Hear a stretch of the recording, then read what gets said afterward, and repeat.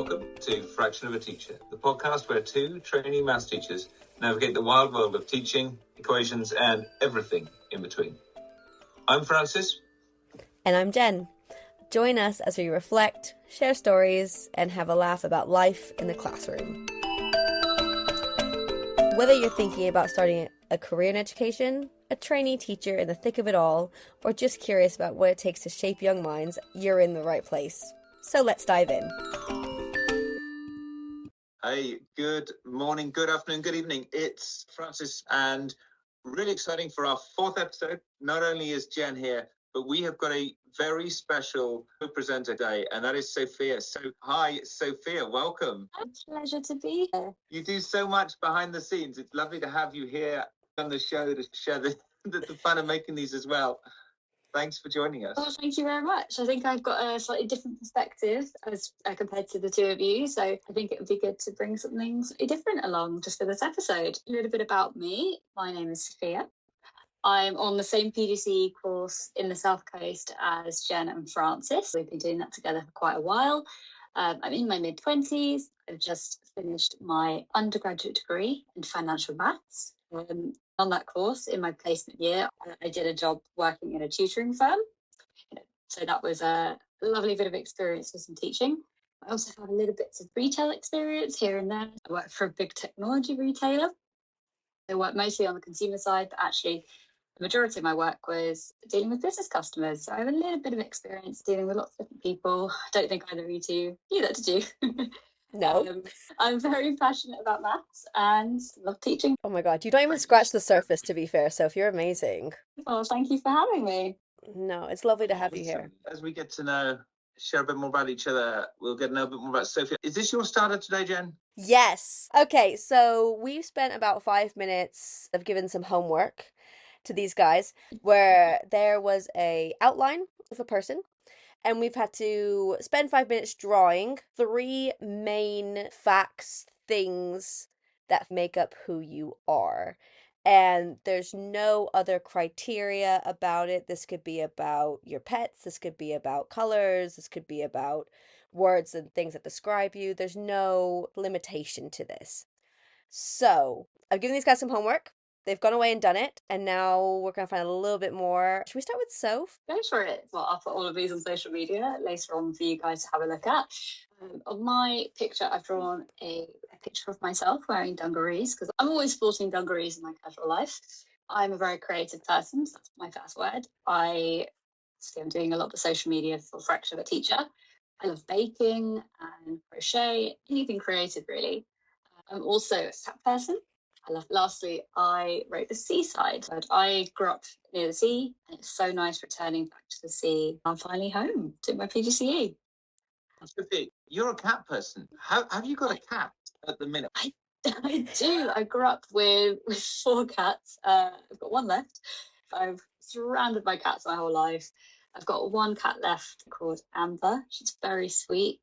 She's a Burmese cat. They're getting on a bit. She's, I think, 16 or 17. So just trying to love her as much as I can at the moment. Can Amber, maybe we need a photo of Amber for the website. You read my very good idea.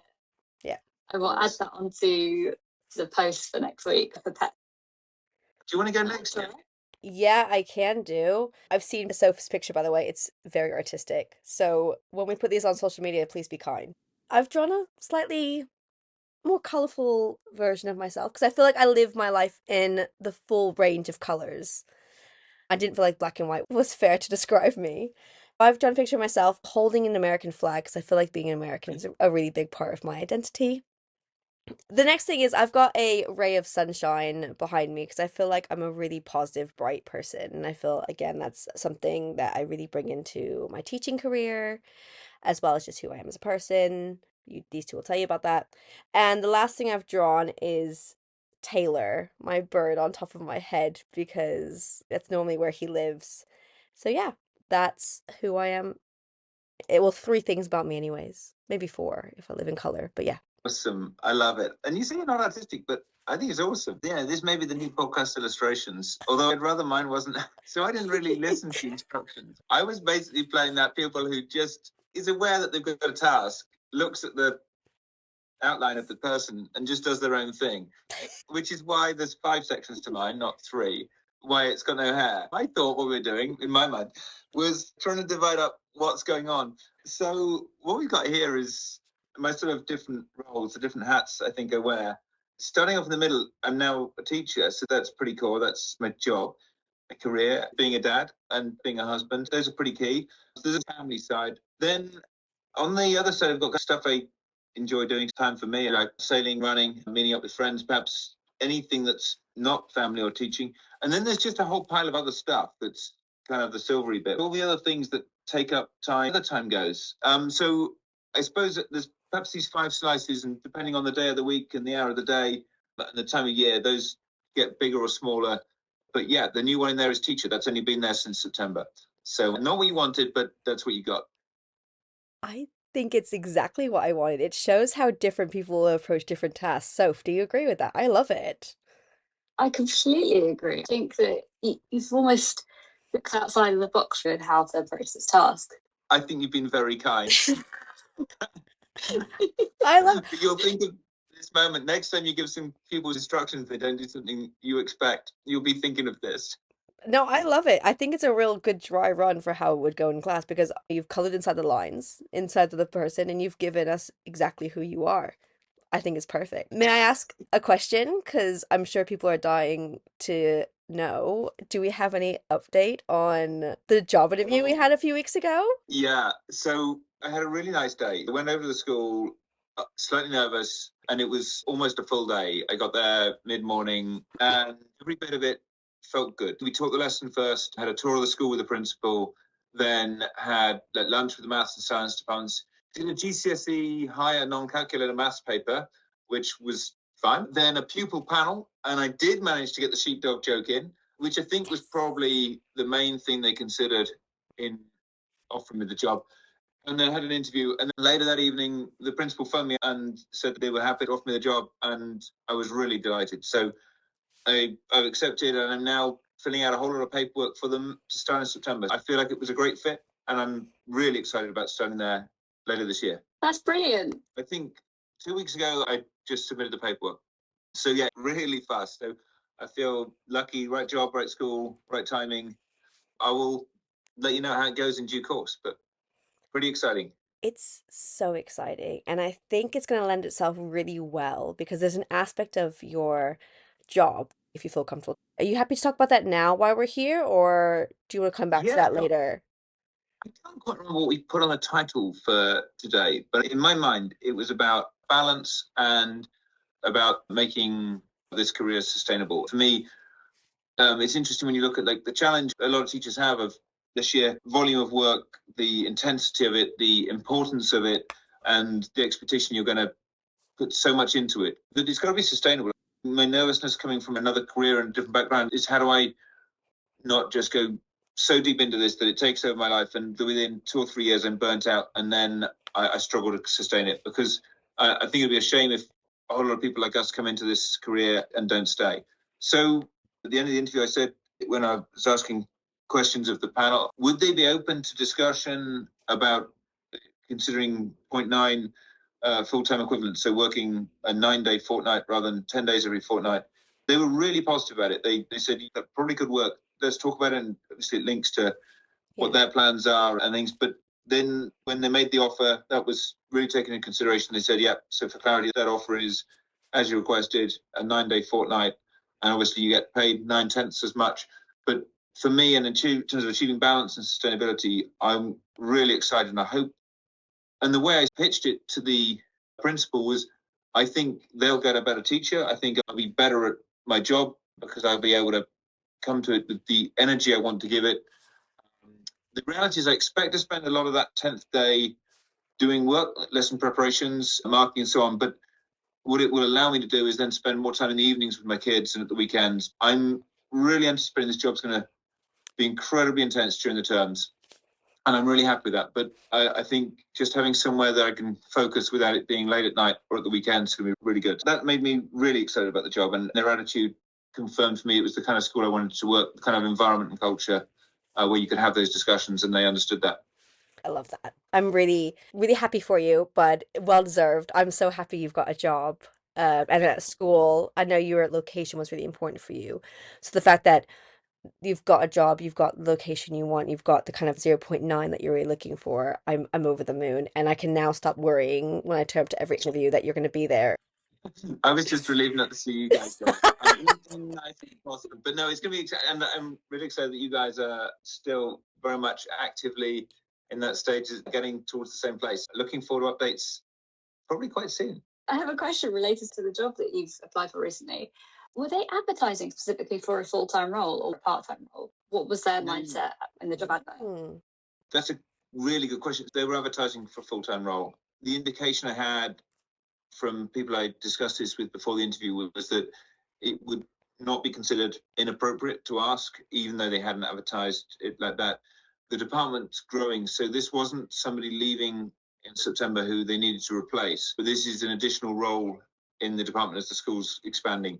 Yeah. And I think that probably helped me because this job will go from 0 to 0.9.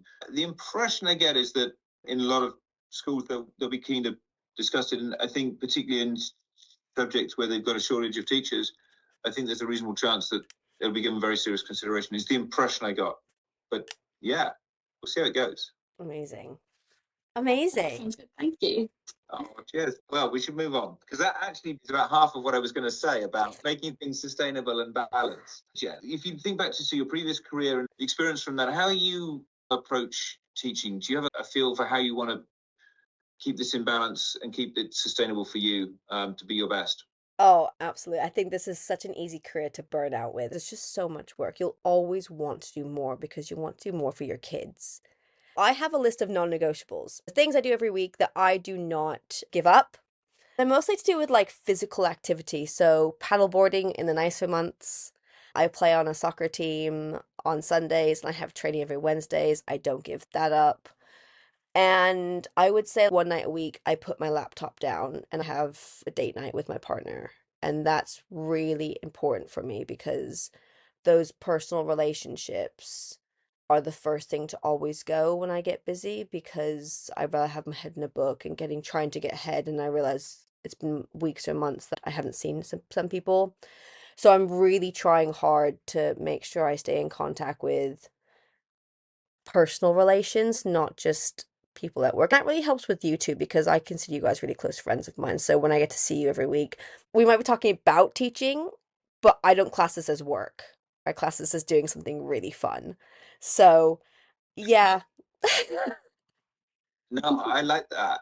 So there's a bit of perspective and go on date night. So is date night like a fixed kind of every Friday we take time off, or is that just we must get that in once a week? How do you make sure that happens? Oh, see, that's really difficult. So, see, Claire coaches 3 soccer teams. So she's busy. We're busy people. But last weekend we went for a massage at a spa because we really both needed to relax. And Claire had never had a massage. And I was a bit shocked by that. So I was like, yeah. So genuinely, I was like, how have you got to the ripe age of 30 plus 10 years and not had a massage? I think you're really going to enjoy it. And I find them really relaxing. So yeah, for me, I have a A4 sheet of all of my, it's actually an Excel spreadsheet, but it used to be a sheet. And I put in my non-negotiable time for date night, even if it's just cooking dinner together and not having the TV on. It might be going to a football match, but we're not doing work. My laptop stays away. I'm not applying for jobs. I'm not thinking about jobs. We try and fit it in when we can. That's good. What I really like is the way you've switched between soccer and football, which beautifully illustrates your kind of American, UK, your ability to speak both languages. Look, I'm bilingual. Let's be clear. We need a disclaimer on which languages they are. Yeah, let's move on. So I actually really struggle maintaining a work-life balance. It's something I've really struggled with. And I think it's interesting that you mentioned burnout for teachers. At the end of last term, I was very nearly approaching burnout, and the end of the term couldn't have come soon enough. I think that was mostly because of routines. So funnily enough, routines for behaviour management was something that we explored in one of our ITAB weeks. I don't necessarily like the idea of New Year's resolutions. They're almost destined to fail. I like the idea of having themes. So My theme for this academic year is routines. So getting into routines, things like house chores, cooking, working, things like that. It's definitely something I'm working on. I find it quite tricky to develop a routine at the moment because every single week is different. We've just had the last month at university, so my commute was very different, which meant my routine for January was different. Then you have half term, then you have ITAP weeks, your teaching load changes every week. So it's really hard to get into a routine for things, really. I do have a non-negotiable, and I had this for last term, and it was every Wednesday evening I'd have almost like a self-care evening.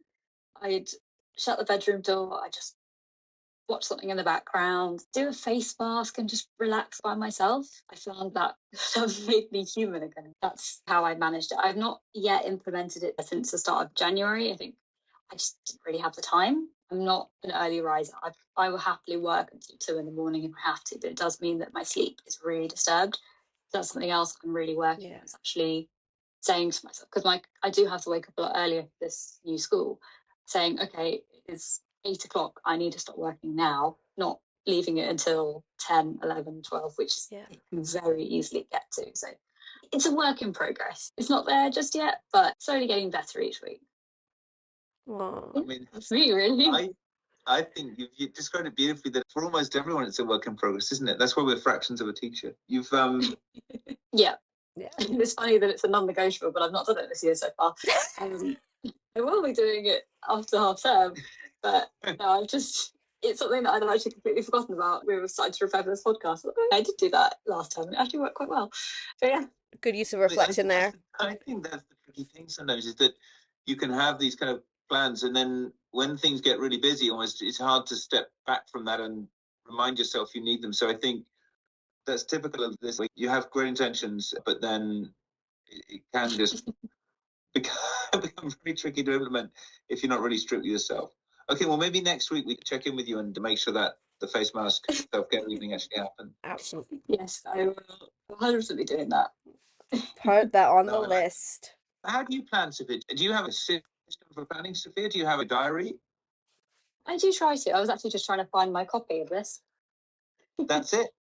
I'm just getting my copy from university.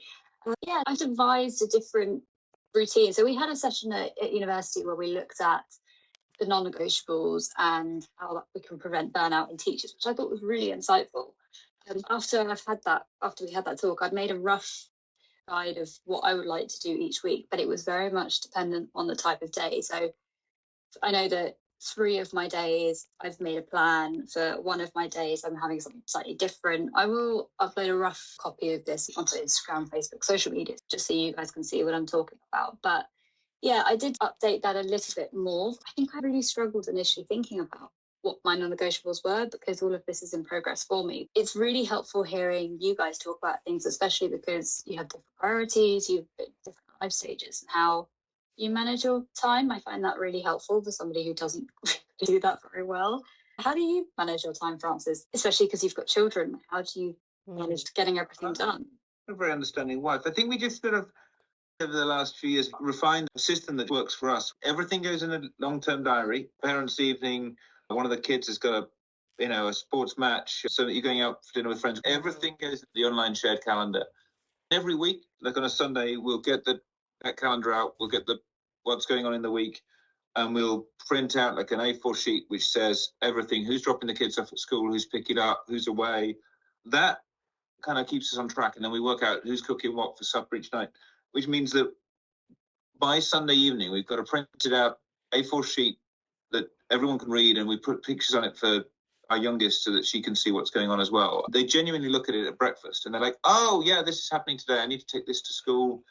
Oh, that's what we're having for tea tonight. And that's been really powerful. It takes about half an hour probably on a Sunday night to sort it out, but the gain is huge because everyone then knows what they're doing.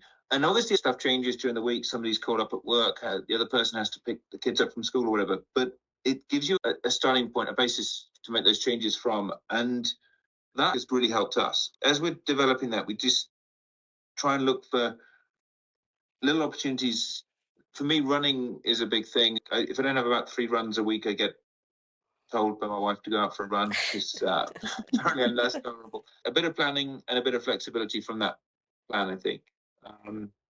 Yeah. Do you have like a shared diary, Jen? What's your kind of, My goodness. do you have a kind of visual thing that plots out what's going on? Me and Claire have a shared calendar, which is mostly just Claire's football stuff. I know what she's doing, to be fair, because she's really busy. But I actually bullet journal, which is a system I started probably about 7 years ago, of a way of tracking all of my like thoughts and events and everything. It's quite a big community. I don't like the acronym though, which is BUJO. I'll be honest, I'm not going to say it. I'm just going to leave that there. I don't like it, so I always say bullet journaling.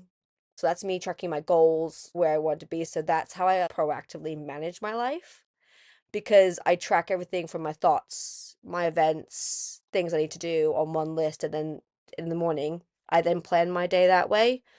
So I do it quite independently, but Saturday evening when I'm about to go shopping, we'll talk about what we're doing this week and where we're going. I tend to be really proactive. I don't leave something I don't need to leave. I'll just get it done because I feel like it adds too much on and then it becomes an unmanageable task. So yeah. Yeah. Wow. I'm going to have to Google that. Bullet journaling. It's not something I'm familiar with, but I can see that. So then that's partly retrospective as well. Does that look back a bit as well as looking forward, or is that very much looking forward? So what I've found the most benefit of is if I'm writing something, so when I'm migrating my list, I'll do it in the moment. And then in the evening, I'll review my list. And in the morning, I'll make my plan. I go to bed with an empty head and I wake up with purpose.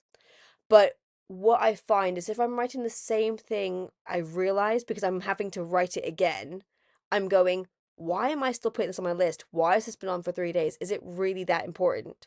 Or do I just need to get it done? So it makes me very mindful about what I'm not doing and what I'm spending my time doing. So I have a whole shelf of 7 journals because I do one a year. And there's like a type of journal you can get. Like I get dotted journals because I like to make my own pages and things like that. I have them on my shelf. Every year I have one on my shelf and I get a different color and I take it with me wherever I go. That is really good. I did not know that about you, Jen. I'm pretty intrigued. I think that sounds awesome. What I really like there is you touched on something I think often doesn't get talked about so much, but it's important, is what you're not going to do. And there's a really good book I once read called The Subtle Art of Not Giving a... we could put it maybe with an asterisk or two in the middle of the word on social media. It's by this guy called Mark Manson. One of the things he really highlights there is that you've only got so much capacity. You can only care about so much. So make sure you care about the right things. Make sure you prioritize the right things. There's an awful lot you're not going to be able to do. You can't care about it. You haven't got the capacity for. Working out what that is super important, because then you can really care about the right stuff. I love that you've got a system that allows you to do that. Thank you. But I feel like it's because I was so occupied. My brain was so busy. It felt like I was doing a jigsaw puzzle and I hadn't taken a single piece out of the box. And it was like, how do I even start this? So I decided to start taking things out of the box, making my yearly plan, and then actually realized I was starting to make my goals because my brain wasn't so busy. I think I have suspected ADHD, and I think my dyslexia has disguised that for years. I feel like it really allows me to empty my brain, and sometimes my list could be 2 pages long. But once it's empty, I can then go back over going, wow, I was spending so much time thinking about things that were irrelevant to me, and actually I can get on with my life and I can be proactive and achieve my goals rather than looking back going, oh, I wish I'd spent my time better elsewhere. Wow. And that's what I like that. got you here. Yeah, I could literally find the page where it said, in 5 years' time, I want to be a teacher. I'm looking back now and I think it might be within 3 years I'm here, but I still did it. It's really weird. Don't hold me to any high regard, but it just happened that it worked out the way it did. Yeah, I don't know if it just happened. That's awesome. Wow. I did a lot of bullet journaling, actually. I managed to find mine on my bookshelf. I did bullet journaling when I was at school. But I didn't know that you bullet journaled. That's cool. I did a long time ago. I'm just trying to find my first one. My first one, you guys can see it's very old. I think this is from August 2016. My last entry was of May 2018. It didn't last for very long, but I used it so much within those 2 years. It was very useful for me. It's something that I'm considering going back to because I have planner from the Positive Teacher Company, and that works very well. I want something that fits both my personal life and my teacher life. I haven't yet found that system. Wow. So I think we need to have an update maybe in a couple of months and see where you settle on, Sophia. I'll be really intrigued as to whether this episode has changed your thinking and whether you go away and do something different, reinvigorate the bullet journal, or look at it differently after this. Well, they've been sat on my bookshelf for a few years as a nice reminder of, oh, there's that system, but I've yet to actually go back to it. I will say though, I'm 7 years in, and it's so much harder to then pick up. But once you're in it and it's going, you're like, this is it. For me, my brain's empty and I feel really productive 24/7.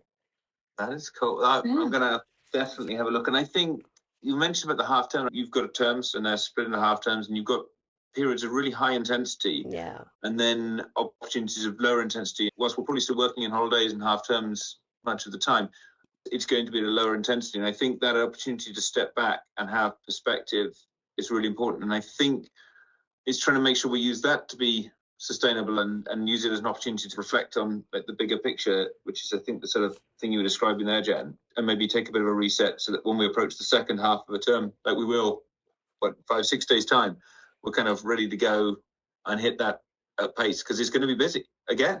It is going to be. And like, I guess on that note, like, are you guys enjoying half term?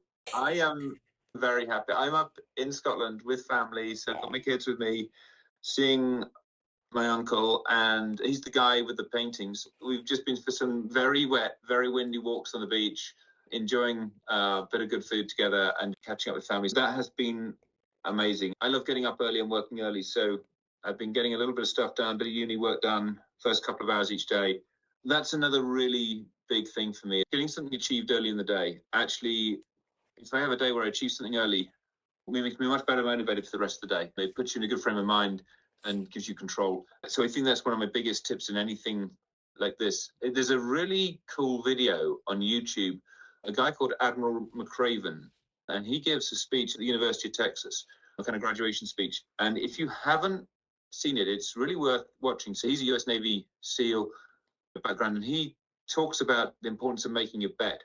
I want to play it to my form class at some point, because I think it's just a really cool video that helps explain why getting something done and achieved early in the day helps everything else. So that's my half-term tip. Make sure I do something first thing, and then I don't need to worry about uni work for the day. I can focus on time with the kids, and then I pick that up this evening if I need to. Easier said than done, but I've said it.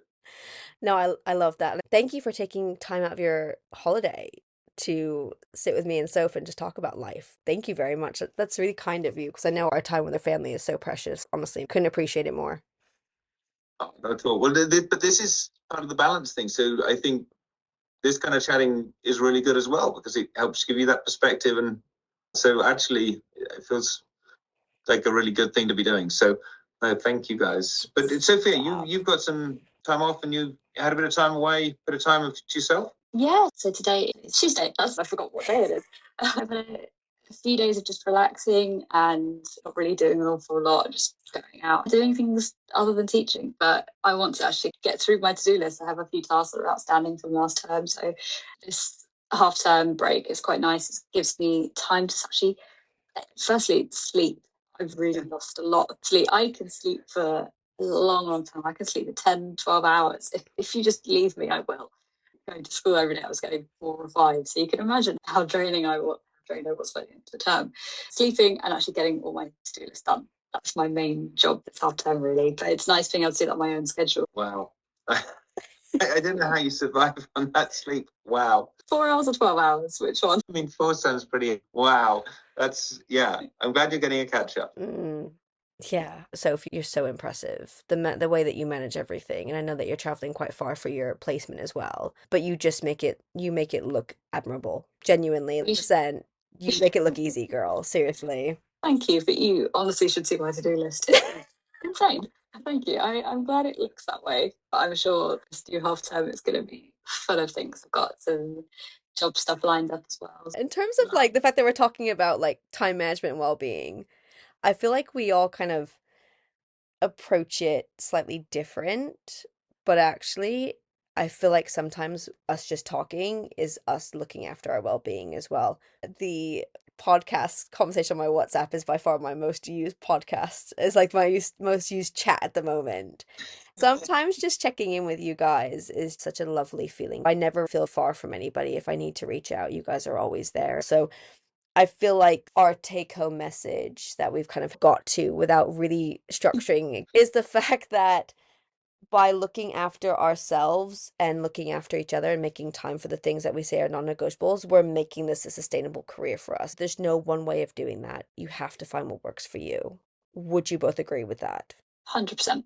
Francis? Yeah, absolutely. Just looking back at the kind of rough thoughts I had a couple of minutes before we started the podcast, how do you make it sustainable? So much comes down to the decisions you make once you've got that to-do list, and then prioritizing. Actually, sometimes the podcast and chatting with people may be a higher priority than putting another hour into that lesson plan that's already nearly already almost perfectly. And sometimes that's perhaps just with a chat with people to give you perspectives to know. It's been lovely to chat. And on the note of life balance, I have to head off fairly shortly. So lovely to catch up. Okay, we have a plenary. So we talked about this last week. Soph, as you're here with us, so you call yourself fraction of a teacher. But what fraction do you feel and why? Soph, do you want to open us up with that? Oh, that is a very good question. Okay. I think I'm about, trying to think about this mathematically, I think I'm 3/5 of a fraction. What helped you get to 3/5? So I taught my first lesson at my placement B school last week, and I got some great feedback on it, which I'm really happy about. I structured the lesson in a way that I thought was very good. I planned the lesson taking some of the advice that both of you have given me, which was really good about sequencing and concept map idea, which I thought was really good. Yeah, so I taught a great lesson, so I feel like 3/5 of a teacher. I'm not there yet because it's only been one lesson, but I think I'm a good amount there. Love that. And rising. My answer is perhaps a sort of 1/3, 2/3, with trending towards 2/3. And I say that because the challenge is it's not linear in my progress in teaching, and I'm sure most of us it's not. You have a great lesson and you're like, hey, I'm doing really well. And maybe you feel like about a 2/3 teacher. Then often I have a great lesson followed by a lesson that doesn't go quite so well. Something just didn't click, something didn't feel quite right. And you come out and you're like, I got the basics there, but that's the days I feel like a third of a teacher. So for me, I suppose this placement, I'm really hoping that I have more days where I'm feeling the 2/3 than the 1/3, but it's still a bit variable. Yeah, I mean, I suppose I'm aiming for 0.9 of a teacher as my next job. Go on, Jen. What about you? So I currently feel like I kind of went for the third, but I feel like as I'm getting more into placement B, I feel like I'm kind of getting a little bit closer to maybe a half a teacher. And why? Because I walked into my second school and I had a year 10 class. I had the year 10 class in my first school and I didn't make the same mistakes. I walked in and I could see what I had taken and had been developing, and that felt really comfortable. So I taught 2 full lessons last week from nothing in a very mixed ability class. And I brought everyone with me. And going back to that situation when we were talking about Adam, that felt really positive to me. So that's why I think I'm leaning towards a half. I'm half a teacher. Half's pretty good. I mean, half full by the sound of it. And I say that because it feels like you're half but a positive upward trajectory. Yeah, and actually, if we put all of our fractions together, we make a whole teacher. Do you realize that? Like over a whole teacher, we like one in a bit. I can't work out the math right now. Would you put that as an improper fraction or a mixed number? Oh, I'd say probably a mixed number. I like to go all the way to the end. I don't like to leave things without simplifying as much as I can. Would you leave it as a mixed number or an improper fraction? I'd probably leave it as an improper fraction if I was doing further calculations, and then mixed number for the final answer. We probably need to get a guest on who actually knows more about math teaching. Sophia, you're looking in horror.